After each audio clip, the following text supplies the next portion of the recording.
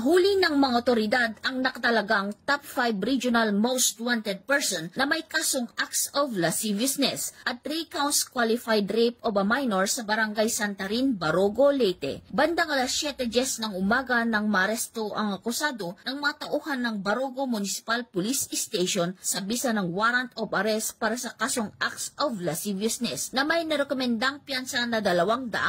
piso para sa pansamantalang kalayaan at para sa kasong 3 counts qualified rape of a minor na walang nirekomendang piyansa. Dinala ang akusado sa Barogo Municipal Police Station para sa kakulang dokumentasyon at tamang disposisyon. Patuloy ang ating kapulisan sa pagsasagawa ng mga operasyon upang mahuli ang mga lumalabag sa batas, maihatid ang hustisya sa mga naging biktima at mapanatili ang kaayusan at kaligtasan ng komunidad tungo sa minimithin natin na bagong Pilipinas. Mula dito sa Eastern Visayas, ako ang inyong PNN correspondent, Patrolwoman Palafox, alagad ng batas, tagataguyod ng Balitang